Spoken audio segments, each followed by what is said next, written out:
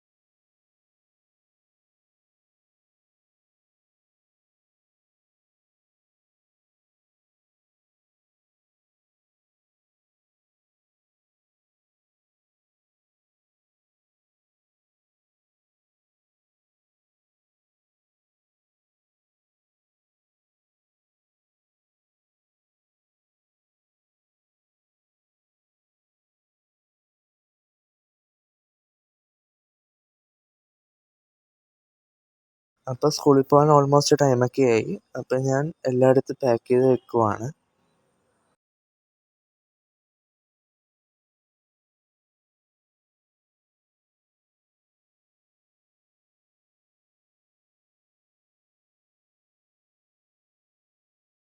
അപ്പോൾ എല്ലാ ലാബിലും ചെയ്യുന്ന പോലെ തന്നെ റെക്കോർഡും മാനുവലും പിന്നെ എൻ്റെ ഒരു കീനോട്ടും ഞാൻ അടുത്ത് ബാഗ് വയ്ക്കുന്നുണ്ട്.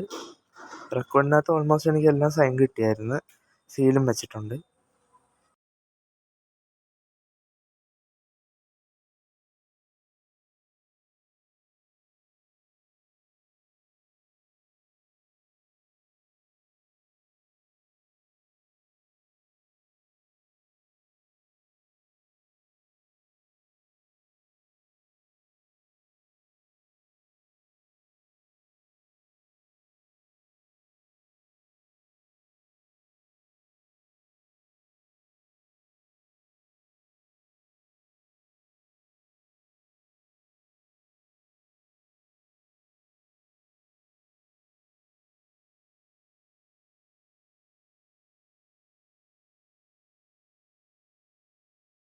പിന്നെ ജോമെട്രി ബോക്സ് ഇല്ലാതെ ലാബിൽ കയറാൻ ബുദ്ധിമുട്ടാണ്. അതുകൊണ്ട് ജോമെട്രി ബോക്സ് എടുത്ത് വെച്ചിട്ടുണ്ട്.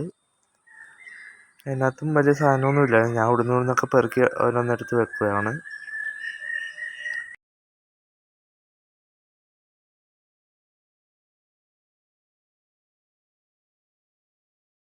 പിന്നെ കാൽക്കുലേറ്റർ അത് മസ്റ്റാണ്, അതും എടുത്തുകൊണ്ട് പോകണം.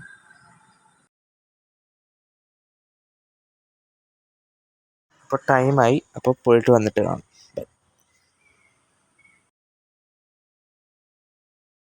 അപ്പോൾ ഗൈസ്, ഞാൻ എക്സാമൊക്കെ കഴിഞ്ഞ് ഇത്തിരി വൈകിയാണ് ഞാൻ വീഡിയോ എടുക്കുന്നത്. അപ്പോൾ എത്തിയിട്ടുണ്ട്. റെക്കോർഡ് എനിക്ക് ഇവിടെ വെക്കേണ്ടി വന്നു, തന്നില്ല. പിന്നെ എൻ്റെ കാൽക്കുലേറ്ററും എൻ്റെ കയ്യിൽ നിന്ന് മിസ്സായി. അത് ആരുടെയും കയ്യിൽ കാണുമെന്നാണ് എൻ്റെ ഒരു വിശ്വാസം. പിന്നെ എൻ്റെ പുതിയത് വാങ്ങണം. ഞാൻ ആരുടെയോ കയ്യിൽ കൊടുത്തു എന്നാണ് എൻ്റെ ഒരു വിശ്വാസം, അറിയില്ല. ഒന്നുകൂടെ ഇപ്പോൾ എനിക്ക് ലാബ് ചെക്ക് ചെയ്യണം. അടുത്ത വർക്കിംഗ് ഡേയിൽ എനിക്ക് പോകണം അവിടെ.